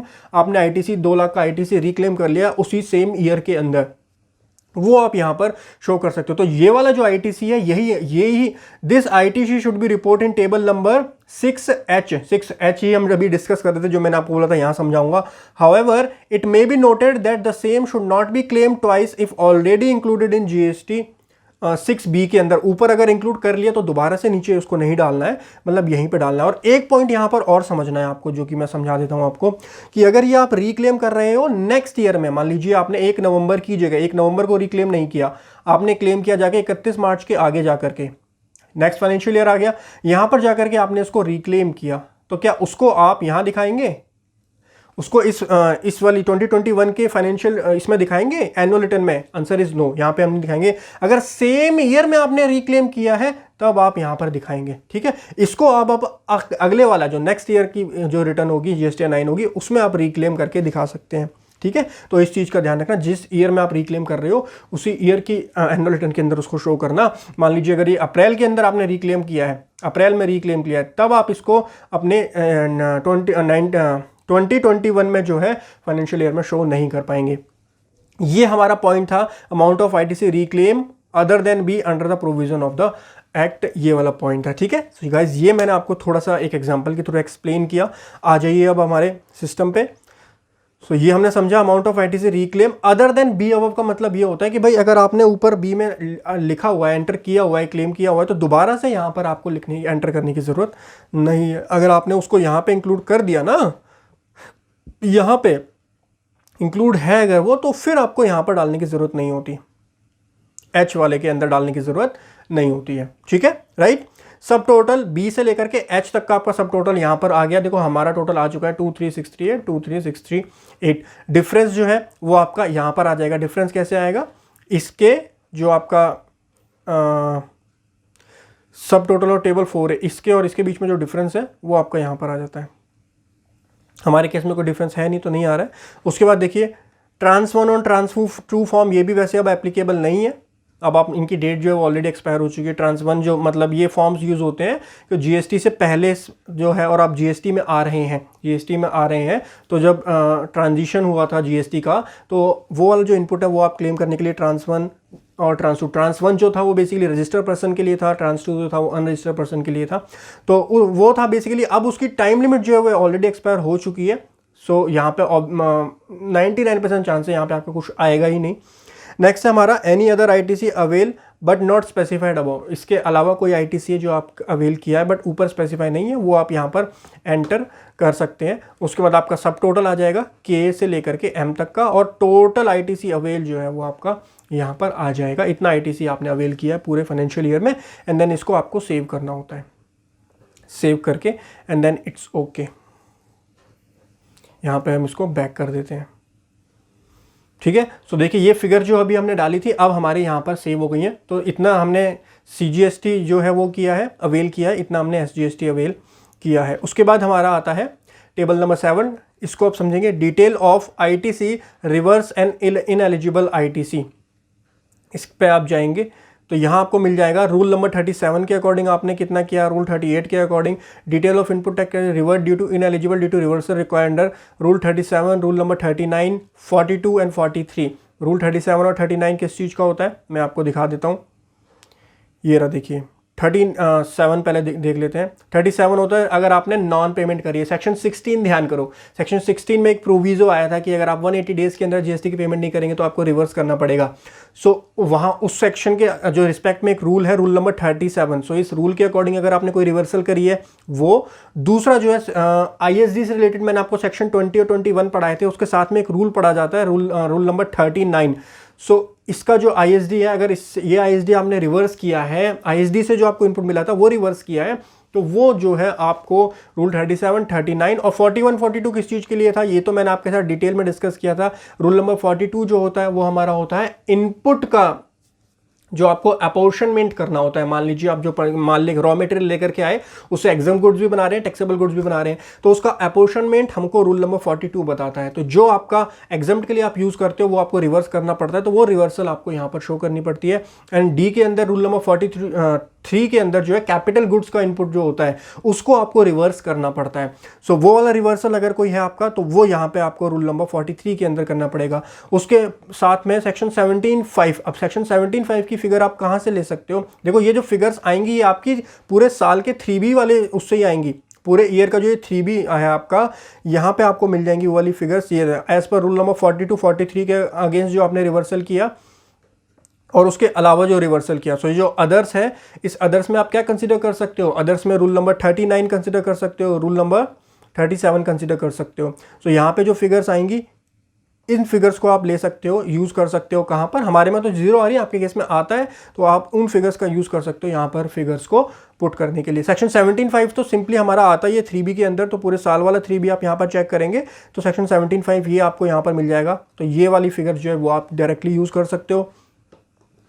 एंड उसके बाद में रिवर्सल, ट्रांस 1 क्रेडिट का रिवर्सल है, ट्रांस 2 क्रेडिट का रिवर्सल है। ये अगर कोई रिवर्सल है तो वो आप यहाँ पर आप कर सकते हो। उसके अलावा कोई और रिवर्सल है तो वो आप यहाँ पे स्पेसिफाई करके उसका भी रिवर्सल कर सकते हैं। And then total ITC reverse जो है वो यहाँ पर आ जाएगा। Net ITC available for utilisation वो आपका यहाँ पे निकल के आ जाता है। नेट आईटीसी अवेलेबल जो आपकी ये वाली वैल्यू होती है ना, ऑब्वियसली अब चेक ये कर लेना, यहाँ पे आपको ये चेक करना होता है कि जो ये जीएसटीआर 3B की जो टेबल 4 है इसका नेट आईटीसी अवेलेबल पूरे साल में कितना आईटीसी अवेलेबल है, 23,638, 23,638। तो ये फिगर्स जो हैं मेक श्योर कि ये फिगर जो है वो आपकी यहाँ से मैच हो, 23,638, 23,638। क्वेश्चन आता है कि अगर यहाँ पे डिफरेंस आता है तो उसको एडजस्ट कैसे करेंगे। मेरे से ये क्वेश्चन मेरे से आया भी था। तो भाई देखो अब एडजस्ट कैसे होता है, ध्यान से सुन लीजिए। अगर यहाँ पर आपकी एनुअल में आपका जो है ये ज़्यादा आ रहा है, यहाँ पर अवेलेबल जो है वो ज़्यादा है और 3B में आपने कम किया है, तो ज़्यादा है तो कोई दिक्कत वाली बात नहीं है। लेकिन कम है तो वहाँ पे आपको DRC 03 फॉर्म पे फिल करना होता है। मैं आपको GST 9 के बाद में दिखा दूंगा DRC 03 फॉर्म। वहाँ पे आपको excess input tax credit claim करके एक ऑप्शन आता है, वो सेलेक्ट करके आपको जो है पे करना होता है, लाइबिलिटी पे करनी होती है वहाँ पर जा करके। ठीक है, अभी तो हमारा मैच है तो इसको हम सेव कर देंगे simply. Done, perfect. Back to dashboard आप जाएंगे। सो हमने इसके अंदर डिटेल सेव कर दी। बेसिकली कोई भी रिवर्सल हमारा था नहीं तो 0 आ रहा है। नेक्स्ट आ जाइए। नेक्स्ट है हमारी table number 8, other ITC related information जो है वो आपकी यहाँ पर आती है। देखिए नीचे यहाँ पर ITC एज पर GSTR 2A आपका इतना ITC था। 2A कितना ITC था भाई, 121.88 जो है ये मेरा IGST यहाँ था। सेंट्रल में इतना था और स्टेट में इतना था। ये पूरे साल का है। अब ये पूरे साल का 2A बोल सकते हो आप सिंपली। वैसे पोर्टल जो है वो आपको नहीं देता, पोर्टल आपको पूरे साल का 2A देता नहीं है, आपको मंथली 2A ही मिलता है। लेकिन यहाँ पर जो फिगर है ये पूरे साल को ऐड करके यहाँ पे फिगर आपकी आ गई है। ठीक है, इसमें से ITC as per sum total of 6B and 6H above जो हमने ऊपर अवेल किया है, कितना अवेल किया है, इतना हमने जो है इसमें से अवेल किया। अब देखो हमने ज़्यादा अवेल किया है कम अवेल किया है। तो भाई 2A के अंदर कितना था, 23,643 था और 23,638 है, 638 है ना। तो हमने कितने का फ़र्क होगा, मेरे हिसाब से 5 रुपये का फ़र्क है। सो 5 रुपये, वो भी हमने 5 रुपये कम अवेल किया है। मेरी बात को समझो, आपको यही तो फिगर आउट करना है कि आपने जो किया है वो कम। अब देखो कम अगर आपने अवेल किया है तो क्या आपने कोई लॉ का वायलेशन किया है। अगर आप इससे ज़्यादा को अवेल करते, भाई मेरे पास इतना है और मैं यहाँ पे 30,000 को अवेल करता, तब मेरे हो सकता है मैंने कुछ गलत किया हो। लेकिन जब आप कम अवेल कर रहे हो या सेम अमाउंट अवेल कर रहे हो तो कोई दिक्कत वाली बात ही नहीं है। ऐसे ही IGST देखो 121 है लेकिन मैंने 0 अवेल, मतलब कुछ अवेल ही नहीं किया। तो यहाँ पर आपको कोई एडजस्टमेंट करने की जरूरत नहीं है। सिंपली होगा क्या कि जो आपका एक्सेस है वो एक्सेस क्या हो जाएगा, लैप्स हो जाएगा। ये देखो नीचे मेरा एक्सेस का डिफरेंस आ भी गया, इधर देखो ध्यान से 121 का पूरा डिफरेंस आ गया, मैंने अवेल नहीं किया है। 4.71 का ये आ गया, 4.75 का ये आ गया। ठीक है, नीचे जाएंगे आप। अच्छा पहले मैं आपको समझा देता हूँ कि क्या क्या और इसमें फिल करना होता है आपको। देखिए ITC on inward other than ITC on inward supply other than import received during the financial year but availed in the next financial year up to the specified period। और specified period क्या होता है आप बताइए मुझे। Section 16 में हमने section 16 subsection 4 पढ़ा था कि 2021 का ITC है। मान लीजिए, इसको मैं एग्जांपल के थ्रू आपको क्लियर करता हूँ। यहाँ पे आपको कौन सी फिगर डालनी होती है। मान लीजिए 2021 का मार्च का आपके पास एक बिल आया, मार्च का बिल, लेकिन आप मार्च में क्लेम कर नहीं पाए, आप भूल गए, वट एवर द रीजन, आपने उसको क्लेम किया जाकर के नेक्स्ट फाइनेंशियल ईयर में, अप्रैल मई जून जुलाई में। कब तक कर सकते हो, सेक्शन 16(4) हमको बोलता है कि आप ITC से अवेल कर सकते हो सितंबर मंथ की जो ड्यू डेट होती है, फॉलोइंग मंथ के फॉलोइंग फाइनेंशियल ईयर के सितंबर मंथ की ड्यू डेट तक आप उसको क्लेम कर सकते हो। तो सितंबर मंथ की जो GSTR 3B की ड्यू डेट है उस मंथ तक आप क्लेम कर सकते हो। तो आपने अगस्त में या जुलाई में, जून में, कभी भी उसको नेक्स्ट फाइनेंशियल ईयर में क्लेम किया तो वो जो आपने क्लेम किया है वो आपको यहाँ पर शो करना है कि भाई इतना मैंने क्लेम कर लिया। मान लीजिए 121 है, ये मैंने उस ईयर नहीं किया लेकिन नेक्स्ट ईयर मैंने इसको क्लेम कर लिया, तो मुझे यहाँ पर एंटर करना है 121.88, 4.75 और 4.75 ये हमने यहाँ पर अवेल कर लिया है। ठीक है, ये अवेल कर लिया तो डिफरेंस हमारा यहाँ पर 0 आ जाएगा। अब ये आपने कब अवेल किया, हो सकता है आपने अप्रैल में किया हो, मई में किया हो, नेक्स्ट फाइनेंशियल ईयर में। लेकिन एक चीज ध्यान रखना, इसको भी अवेल करने की क्या होती है, एक डेडलाइन होती है। सितंबर मंथ की जो ड्यू डेट है GST की, उसके बाद आप इसको अवेल नहीं कर पाएंगे। इसीलिए यहाँ पर up to a specified period लिखा है। तो जितना आपने अवेल किया है वो आप यहाँ से, ये आपको फिगर कहाँ से मिलेगी, ये फिगर आपको अपनी कॉम्पिटिशन शीट जो आप करते हो ना, GST की मंथली कॉम्पिटिशन आप करते हो, उसके अंदर आपको मिलेगा। अगर आप नोट करते हो ये सारी चीज़ें, बिल्कुल नोट करनी चाहिए कौन से पीरियड का वो आपका ITC आप क्लेम कर रहे हैं। ठीक है, वहाँ से आपको ये फिगर मिलती हैं। तो डिफरेंस जो है वो आपका ये आता है, ITC available but not avail 0 है, मतलब ITC अवेलेबल तो था लेकिन आपने अवेल ही नहीं किया। मान लीजिए जो मेरा 121 का है ऊपर मैंने नेक्स्ट फाइनेंशियल ईयर में अवेल किया, मैं अगर अवेल नहीं करता तो मैं इसको यहाँ डाल देता कि भाई अवेलेबल तो था मेरे पास 121.88 लेकिन मैंने उसको अवेल किया ही नहीं है, तो ये मेरा लैप्स हो जाएगा। नीचे देखो मेरा लैप्स के अंदर टोटल आईटीसी जो लैप्स हुआ है लैप्स हो जाएगा, मतलब उसका आप कुछ नहीं होगा, आप अवेल कर नहीं कर सकते। तो हम इसको अवेल करेंगे कहाँ, 121.88 और यहाँ पे हम इसको 0 कर देते हैं, कोई भी हमारा ऐसा आईटीसी नहीं है। नेक्स्ट हमारा आता है कि भाई ITC available but ineligible. ITC available तो है लेकिन इनएलिजिबल आईटीसी जो है वो आप यहाँ पर उसको यहाँ पर आपको डालना होता है कि उसके लिए आप एलिजिबल नहीं है। सो गाइस जी के अंदर हमारा आता है IGST paid on import of goods और एच के अंदर आता है ITC credit availed on import of goods. Paid on import of goods है, आईटीसी क्रेडिट अवेल जो आपने किया है, कितना आपने पे किया है और कितना आपने अवेल किया है, ये ऑटोमेटिक फिगर आती है, यहाँ पे आप कुछ नहीं डाल सकते, ये ऑटो पॉपुलेटेड फिगर होती है, ये टेबल नंबर 6E से जो है यहाँ पर आती है, ये आपको डालना होता है कितना आपने उसके ऊपर आईजीएसटी पे किया है इंपोर्ट ऑफ गुड्स के ऊपर। डिफरेंस जो है वो आपका यहाँ पर आ जाता है। नेक्स्ट हमारा जे जो है, जे के अंदर क्या आता है, ITC available but not avail on import of good, वो आपका यहाँ पर जो है ऑटोमेटिकली आता है, इक्वल टू आई के इक्वल होता है, जो आपका डिफरेंस आया वो डिफरेंस यहाँ पर आता है। टोटल आईटीसी लैप्स जो है वो आपका यहाँ पर आता है, कितना आईटीसी आपका लैप्स हो गया। देन फिगर डालने के बाद आप इसको सेव कर सकते हो सक्सेसफुली। ये डिटेल्स भी हमारी सेव हो चुकी हैं। देन इसको बैक टू डैशबोर्ड जाएंगे हम। उसके बाद टेबल नंबर 9 जो है, टेबल नंबर 9 आपको यहाँ डालनी है, detail of tax paid as declare in return file during the financial. ये खाली व्यू ओनली के लिए होता है, आप इसमें ज़्यादा एडिट कुछ कर नहीं पाएंगे। ये बेसिकली आपकी जो 3B है वहीं से डेटा ऑटोमेटिकली पिक होकर के आता है कि कितना टैक्स आपने कैसे पे किया। तो इतना आपका जो है टैक्स पेबल था आईजीएसटी का, जो कि आपने सीजीएसटी और एसजीएसटी के थ्रू इसको पे किया है। ठीक है, ये आपका यहाँ आ जाता है। फिर 10, 11, 12, 30 particulars of transaction of the financial year declare in the return of the next financial year till the specified date, इसको डिस्कस करते हैं। सो गाइस चलिए इन टेबल्स को बहुत ही ध्यान से और बारीकी से समझिएगा। टेबल 10, 11, 12 और 13 जो होती हैं बहुत ही ज़्यादा इंपॉर्टेंट होती हैं और यहीं पर कॉम्प्लेक्सिटी आपको आएगी सबसे ज़्यादा। देखिए सबसे 10 नंबर जो है वो है supply tax declare through amendment net of debit note. सबसे पहले पॉइंट को समझिए, और ये जो फिगर है ये फिगर आपकी प्लस होगी, ये फिगर आपकी टर्नओवर में ऐड होगी, ये वाली फिगर, ये फिगर आपकी ऐड होगी टर्नओवर में, और टैक्स बनता है तो टैक्स आपका ऐड होगा। मतलब समझिए, मान लीजिए आपकी कोई सप्लाई थी मार्च मंथ की आपकी सप्लाई थी, आपने मार्च मंथ में सेल दिखाई हुई थी। ठीक है, करेक्ट, मार्च मंथ में आपने सेल दिखाई हुई थी, लेकिन वो सेल कम रेट से दिखाई हुई थी। एक्चुअल में जो रेट था वो ज्यादा था, आपने कम रेट से इनवॉइस बना दिया गलती से, तो 2 महीने बाद अप्रैल और मई, लेकिन 2 महीने में फर्क क्या हुआ, आपका फाइनेंशियल ईयर चेंज हो गया। 1920 था तो वो क्या हो गया 20 और 21 फाइनेंशियल ईयर हमारा चेंज हो गया है। तो आपने जो डेबिट नोट इशू किया, या तो आप 2 ऑप्शन करोगे, आपके पास 2 ऑप्शन है, या तो आप एक डेबिट नोट इशू कर दोगे।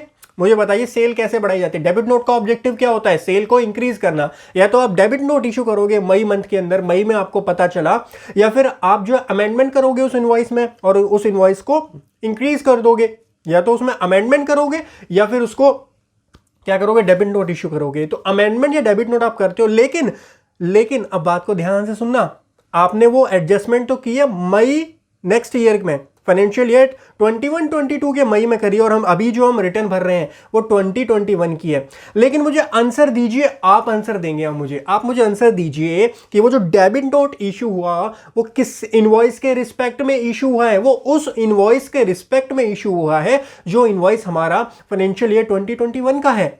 इसका मतलब वो जो सेल, वो जो डेबिट नोट या वो जो सेल दिखा रहे हो आप अमेंडमेंट के थ्रू मई मंथ के अंदर, वो एक्चुअल में कौन से फाइनेंशियल ईयर की है, वो एक्चुअल में फाइनेंशियल ईयर 20 एंड 21 की है। लेकिन क्योंकि आपको ध्यान नहीं रहा तो वो आपने अगले फाइनेंशियल ईयर में शो की। वही तो हमारा ऑब्जेक्टिव है कि भैया transaction for the financial year declare in the returns of the next financial year.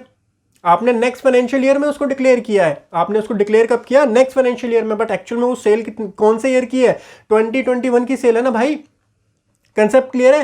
और एक चीज ध्यान रखना, GSTR 9 आपको करेक्टली भरनी पड़ेगी, क्योंकि 9C आपको समझाऊंगा मैं अगले सेशंस में। अगर 9 में गड़बड़ कर दोगे तो 9C में तोते उड़ जाएंगे, फिर वहां पे आपको रीजन देने पड़ेंगे उल्टे सीधे। इसीलिए GSTR 9 को ध्यान से समझ लो, GSTR 9 करेक्टली फाइल करना।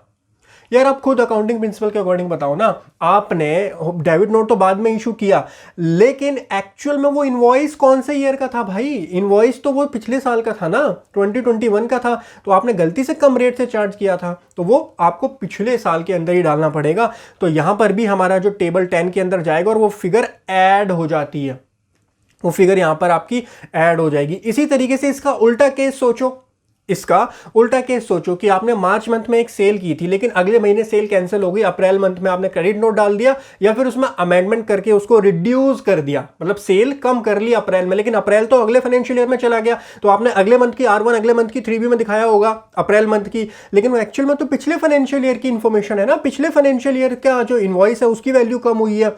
तो यहां पर आपको 11 में दिखानी पड़ेगी और वो यहां पर रिड्यूस हो जाएगा, आपका ये फिगर आपकी रिड्यूस हो जाएगी। आपको मैं समझा देता हूं, देखिए यहां पर अगर मैं मान लीजिए 1 लाख डाल देता हूं, तो फिगर मेरी देखो ऐड हो गई। नीचे देखो ये फिगर 9 लाख थी, 10 लाख हो गई। और वहीं पे अगर मैं यहां पर नीचे डाल दूं तो ये फिगर रिड्यूस हो जाएगी। क्यों रिड्यूस हो जाएगी? क्योंकि डेबिट नोट तो, ये क्रेडिट नोट तो डला है, ये इनवॉइस रिड्यूस हुई है, ये नेक्स्ट फाइनेंशियल ईयर में आपने की है, बट एक्चुअल में वो उस इनवॉइस को पर्टेन करती है, उस इनवॉइस को रिप्रेजेंट करती है जो कि पिछले फाइनेंशियल ईयर का है। सो इसीलिए यहां पर हमने इसको माइनस किया, लेकिन हमारे केस में कुछ नहीं है तो 0 है, लेकिन आपके केस में अगर होता है तो आपको जरूर यहां पर करेक्टली फिगर को पुट करना है। नेक्स्ट हमारा जो 12 नंबर है, इसको ध्यान से समझिए। Reversal of ITC avail during previous year, मतलब 2021 में जो आपने ITC अवेल किया है, ध्यान से सुनना, 2021 में जो ITC अवेल किया उसका रिवर्सल आपने कब कर दिया? नेक्स्ट फाइनेंशियल ईयर में, 21 एंड 22 में। वही तो हमको यहां क्लियर करना है ना, जो आपने नेक्स्ट फाइनेंशियल ईयर में उसकी एडजस्टमेंट करी है। बेसिकली रिटर्न आप कब भर रहे हो? रिटर्न तो आप अगले फाइनेंशियल ईयर में ही भर रहे हो, लेकिन पिछले साल की। अभी जो है अगस्त 31 दिसंबर 2021 तक आपके पास डेट है, तो अगले फाइनेंशियल ईयर आप भर रहे हो ना आप। सो आपने इस ईयर में अगर कोई एडजस्टमेंट करी, कोई ITC रिवर्स किया है जो कि पिछले में आपने क्लेम किया, यानी 2021 में आपने उसको क्लेम कर रखा है और बाद में जाकर के इस फाइनेंशियल ईयर में उसको रिवर्स किया है, तो वो आपको यहां पर शो करना। सो गाइस जो 13th है, 13 के अंदर आपको वो ITC है जो प्रीवियस फाइनेंशियल ईयर का आपने नेक्स्ट फाइनेंशियल ईयर में अवेल किया, यानी 2021 का ITC जो आपने नेक्स्ट फाइनेंशियल ईयर 21-22 में अवेल किया है। तो ऐसा हमारा ITC था, आपको ध्यान होगा हमने यहां पर डाला था जो ITC हम नेक्स्ट फाइनेंशियल ईयर के अंदर अवेल करेंगे। एक सेकेंड, टेबल नंबर 8 के अंदर हमारा आ रहा था, वो टेबल नंबर 8 के अंदर हमारा था ये रहा। सो 121.88 एंड 4.75, 4.75 ये हमारा 2021 का ITC था जो कि हमने नेक्स्ट फाइनेंशियल ईयर 21 एंड 22 में अवेल किया है। तो ये हमको वहां पर शो करना पड़ेगा। तो इसको मैं क्या करता हूं, यहां पे एंटर कर देता हूं 14 के अंदर ITC available for the previous financial year, जो कि हमने नेक्स्ट ईयर में उसको क्लेम किया है। तो हमारा IGST कितना था? 121.88 एंड हमारा 4.75 एंड 4.75। तो वो डिटेल आप डाल के यहाँ पर आपको सेव करना है। सक्सेसफुली हमारी सेव हो चुकी है, बैक करेंगे। तो देखिए गाइस यहाँ पर डिटेल आ गई है। Particular of the transaction for the financial year declare in the returns of the next financial year till specified period. कहने का मतलब ये जो 121.88 का IGST मेरा था तो 2021 का, लेकिन मैंने इसको 21-22 में क्लेम किया, यानी next financial year till specified date का मतलब क्या है? स्पेसिफाइड डेट जो होती है वो सितंबर की ड्यू डेट होती है। और मैं आपको बता दूं, क्लैरिफाई कर दूं कि अभी ये डेट निकली नहीं है और हमने क्लेम कर लिया था, अप्रैल मई में हमने क्लेम कर लिया था। अप्रैल मई की जो 3B होती है वहां पर हमने क्लेम कर लिया था। सो ये फिगर्स हमारी खाली आ गई। उसके बाद 10 और 11 के कॉरस्पॉन्डिंग अगर आपको कोई टैक्स बनता है और टैक्स कितना आपने पे किया, ये टैक्स आप कैसे पे कर सकते हैं? DRC 03 फॉर्म की हेल्प से इसको आप पे कर सकते हैं। या फिर अगर आपने कॉरस्पॉन्डिंग आगे वाले फाइनेंशियल ईयर में पे कर दिया है तो कोई दिक्कत वाली बात नहीं है। देखो मैं बताता हूं आपको, जैसे यहां पर अगर आपने कोई फिगर ऐड करी, सप्लाई या टैक्स डिक्लेयर थ्रू अमेंडमेंट, इसको ध्यान से देखिए। आपने कोई सप्लाई डिक्लेयर करी है, कोई टैक्स डिक्लेयर करा, तो आपकी वैल्यू ऐड हो गई, यहाँ पर टैक्सेबल वैल्यू आपकी ऐड हो गई, आईजीएसटी ऐड हो गया। इसको आपने अगले फाइनेंशियल ईयर में दिखाया है। ये फिगर तो 2021 की है, लेकिन आपने इसका डेबिट नोट या अमेंडमेंट अगले फाइनेंशियल ईयर में डाला है, अप्रैल मई जून जुलाई कभी डाला है। तो आपने जब डाला होगा तो उसको R1 में भी एडजस्ट किया होगा, 3B में उसकी टैक्स की पेमेंट भी करी है। अगर कर दी है तो आपको करना क्या है, आपकी टैक्सेबिलिटी जो भी बनेगी, आप यहाँ पे बैक जाइए, यहाँ पे आपको लिखना है, फिगर्स डालनी है कि भाई कितना आईजीएसटी, कितना सीजीएसटी, एसजीएसटी और इंटरेस्ट जो भी है वो आपने उसके ऊपर पे किया है।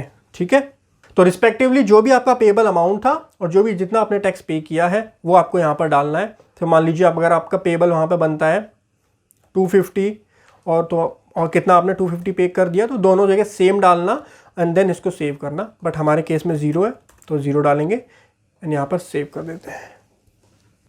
नेक्स्ट गाइस हमारा आता है टेबल नंबर 15, जहां पर particulars of demand and refund आते हैं। सो कोई आपका डिमांड रिफंड फाइनेंशियल ईयर 2021 हम कर रहे हैं उसमें है, तो उसकी डिटेल्स आपको यहां पर डालनी होती है। 15 के बाद जो टेबल नंबर 16 है, supply receive from composite taxable person deemed supply by job work and goods send on approval basis. 3 ये यहाँ पर डालने होते हैं। कंपोजिट सप्लाई से जो आपने सप्लाई रिसीव की है उसकी डिटेल आपको यहाँ डालनी है कि इतनी वैल्यू आपने उनसे परचेज की है। Deemed supply under section number 143। So section number 143 के अंदर कोई डीम्ड सप्लाई होती है। Deemed supply basically job work पे जब आप भेजते हैं तो वहाँ पे डीम्ड सप्लाई मैंने आपको समझा दिया था कब माना जाता है। कैपिटल गुड्स के केस में एक टाइम लिमिट होती है 3 ईयर्स की, और इनपुट के केस में 1 ईयर तक अगर वो रिटर्न नहीं आता तो उसको डीम्ड सप्लाई मान लिया जाता है। किस डेट से? जब वो सेंड किया गया था। सेक्शन नंबर 19 था, उसको चेक कर लेना, हमने अपने आईजीएसटी वाले चैप्टर में उसको डिस्कस किया था। Good send on approval basis but not return नहीं आई, वो भी आपके टैक्स लायबिलिटी में इंक्लूड कर ली जाती हैं। ठीक है, वो आपको यहाँ पर फिगर करनी है। अगर कोई है तो वो आप यहाँ पर रिपोर्ट करो टेबल 16 में, नहीं है तो आप 0 छोड़ सकते हैं। HSNY समरी, अब यहाँ पर बहुत लोगों के क्वेश्चन आएंगे, मेरे पास भी काफ़ी सारी क्वेरीज लास्ट ईयर भी आती थी, अब भी आएंगी। देखो अभी हम कर रहे हैं फाइनेंशियल ईयर 2021 की और 2021 तक ये था प्रोसेस कि अगर आपकी 1.5 करोड़ तक टर्नओवर है तो HSNY समरी आपके लिए मैंडेटरी नहीं है। तो अगर मेरा एक क्लाइंट है, वैसे इसके लिए ऑप्शनल है, नहीं है, इसकी टर्नओवर 1.5 करोड़ से कम ही थी, मैं अभी आपको दिखा भी दूंगा डैशबोर्ड पे जा करके। तो वहां पर अगर मेरे से आप बोलेंगे कि भाई आप इसको भरिए, तो मैं कैसे भर पाऊंगा? आप खुद सोचिए ना। जो मैंडेटरी हुई, अब आप बोलोगे सर HSNY समरी तो मैंडेटरी है, लेकिन ये मैंडेटरी कब से हुई है भाई, उसको भी तो समझो ना। ये मैंडेटरी हुई है मई 2021 से मैंडेटरी हुई है। तो अगर आप मेरे को 21-22 की जब मैं एनुअल रिटर्न फाइल करूंगा तब तो एक बार को बोल सकते हो कि भाई ये मैंडेटरी है, लेकिन 2021 में ये जो है मैंडेटरी नहीं है, ऑप्शनल है। और देखिए क्यों है ऑप्शनल, मैं किस लिए बोल सकता हूँ, क्योंकि जब आप हेल्प में जाकर के चेक करेंगे तो पोर्टल पे खुद लिखा हुआ है, ध्यान से देख लीजिए, द टेबल इज ऑप्शनल। ठीक है, तो मेरे पास एक क्वेरी आती है कि सर HSNY समरी, देखो डिटेल है अगर आपके पास तो ज़रूर डालो, कोई दिक्कत नहीं है, but this table is optional, clearly यहाँ पर लिखा हुआ है।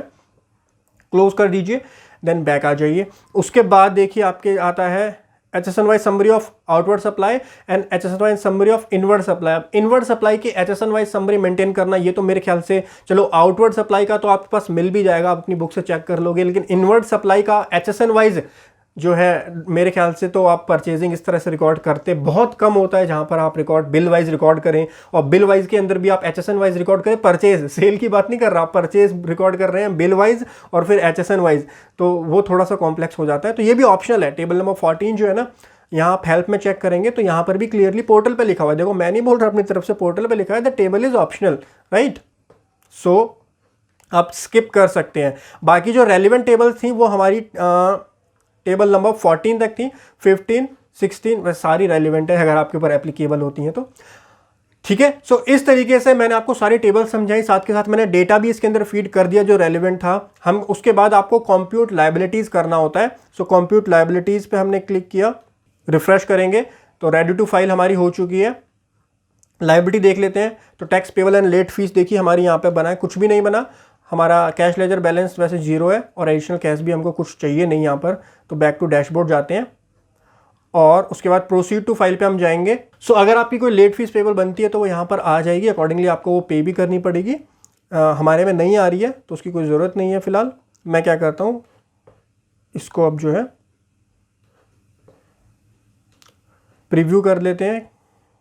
प्रीव्यू के बाद में, पहले आप प्रीव्यू करोगे तब फाइल का ऑप्शन आएगा, डेस्कटॉप पे जा करके इसको आप ओपन करोगे तो ये फाइल आप प्रीव्यू कर, जो आपने डिटेल्स डाली हैं सारी डिटेल्स आपकी यहाँ पर अकॉर्डिंगली आ जाती हैं।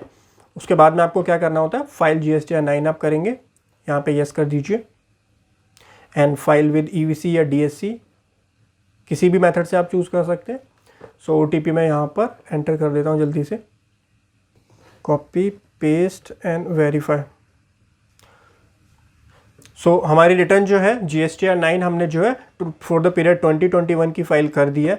एक्नॉलेजमेंट हमारी जनरेट हो गई होगी। अगर कोई पेमेंट बनती है तो DRC 03 फॉर्म के थ्रू आपको पेमेंट करनी है। यहाँ पर क्लिक हेयर, DRC 03 फॉर्म मैंने आपको बताया था। सो गाइज ये हमारा DRC 03 आ गया है। यहाँ पर देखिए आपके पास ऑप्शंस होते हैं, आप वॉलंटरी पे कर रहे हैं, show cause notice, annual return, reconciliation या अदर। तो रिकंसिलिएशन तो अभी नहीं है। देखो DRC 03 क्या है बेसिकली, DRC 03 एक पेमेंट फॉर्म है कि भाई पिछले महीने किसी मंथ में हमने गलती कर दी थी, हमने एक्सेस ITC क्लेम कर लिया था या फिर हमने टैक्स कम पे किया था, तो हम यहाँ पर आकर के वॉलंटरीली पे कर रहे हैं। तो वॉलंटरी जब आप कोई टैक्स पे करते हैं तो वो सेक्शन 73 के अंदर कवर किया जाता है, सेक्शन 73 सबसेक्शन 5 के अंदर। तो अभी हम कर रहे हैं एनुअल रिटर्न के रिस्पेक्ट में ना, एनुअल रिटर्न अभी फाइल करके उसके रिस्पेक्ट में हमको करनी है, तो एनुअल रिटर्न हमको सेलेक्ट करना है। रिकंसिलिएशन आपको नेक्स्ट सेशन में समझाऊंगा, वहां पे बताऊंगा, तो वहां पे बस आपको रिकंसिलिएशन स्टेटमेंट सेलेक्ट करना होता है। अभी हम एनुअल रिटर्न सेलेक्ट करेंगे। सेक्शन नंबर 73(5) आपका यहाँ पर आएगा, फाइनेंशियल ईयर कौन सा 2021 के एनुअल रिटर्न फाइल करके है। यहाँ पे नो रहने देना, अभी पेमेंट हमने नहीं की है। पीरियड सेलेक्ट कर लेना आप, अगस्त से लेकर के अगस्त 2020, मान लीजिए अगस्त मंथ में आपने कोई गड़बड़ की थी, सो अगस्त मंथ सेलेक्ट करते हैं एंड यहाँ पर आपको सेलेक्ट करना है पीरियड, तो अगस्त ही है हमारा। अगस्त मंथ में आपने कोई एरर की थी। एक्टिविटी टाइप बताइए आप यहाँ पर क्या है, एक्ट कौन सा है, IGST आपको पे करना है। प्लेस ऑफ सप्लाई आपकी क्या है, सॉरी CGST या IGST करते हैं, प्लेस ऑफ सप्लाई डालते हैं यहाँ पर उत्तर प्रदेश, या कोई सा भी डाल लो, मतलब जो स्टेट आपका है उसके जो है एक्चुअल में वो डालो ना यार। टैक्स सेस कितना बनता है, इंटरेस्ट कितना बनता है, पेनल्टी कितनी है, अदर्स, और टोटल आपका यहाँ पर अपने आप आ जाएगा। आप सेव करेंगे, उसके बाद में आप पेमेंट कर सकते हैं, जैसे नॉर्मली नेट बैंकिंग से पेमेंट कर सकते हैं या फिर NEFT वगैरह से भी इसकी पेमेंट कर सकते हैं। फाइल करके फिर इसकी आप पेमेंट कर सकते हैं। सो बेसिकली DRC 03 जो होता है वो यूज़ किया जाता है intimation of payment made, voluntary of payment made against, show cause notice कोई आपका आता है उसके अगेंस्ट भी आपको यहीं से इंटीमेशन देनी होती है। सो गाइस ये था आज के सेशन में, आपको समझ में आया होगा। GSTR 9 एक डिटेल वास्ट काफ़ी बड़ी रिटर्न होती है, कॉम्प्लेक्स रिटर्न होती है, लेकिन मैंने आपको एक एक चीज़, एक एक टॉपिक बिल्कुल डिटेल में समझाने की कोशिश की है। फिर भी कहीं भी आपको कोई कन्फ्यूजन रहता है तो Q&A सेक्शन में पूछ लेना। Thank you so much guys for joining today session. Next session में GSTR 9C डिस्कस करूंगा, वो थोड़ी सी और कॉम्प्लेक्स है, लेकिन देखो चीज़ आप जब समझोगे ना, सारी चीज़ एक एक चीज़ जब समझ जाते हो ना तो कॉम्प्लेक्स कुछ नहीं होता। एनुअल रिटर्न अगर आपको कॉम्प्लेक्स लगी तो एनुअल रिटर्न बिल्कुल भी कॉम्प्लेक्स नहीं है। हम एक साल का, पूरे साल का डेटा गवर्नमेंट को दे रहे हैं, पूरे साल में कितने आपने सेल करी वो बतानी है आपको, कितने आपने टैक्स पे किया वो बताना है आपको। टैक्स अगर आपने कम पे किया तो भैया टैक्स पे कर दो, ज़्यादा पे किया तो वो आपका लैप्स हो जाएगा, ITC ज़्यादा क्लेम कर लिया तो लैप्स हो जाएगा। तो ये सारी चीज़ें जो होती है बस पूरे साल की इन्फॉर्मेशन ही तो देनी है आपको, पूरे एक फाइनेंशियल ईयर की। जैसे GSTR 1 में, GSTR 3 में आप एक पीरियड की इन्फॉर्मेशन देते हो, एक मंथ की या एक क्वार्टर की देते हो, सिमिलरली एनुअल रिटर्न में आप पूरे ईयर की इन्फॉर्मेशन देते हो। बस इतना डिफरेंस होता है। उस पॉइंट ऑफ व्यू से आप उस ऑब्जेक्टिव से काम करोगे तो कभी भी आप कंफ्यूज नहीं होगे। गाइज होप सो आपको आज का सेशन पसंद आया होगा। Thank you so much for joining today session. Have a great time. हंसते रहिए और मुस्कुराते रहिए।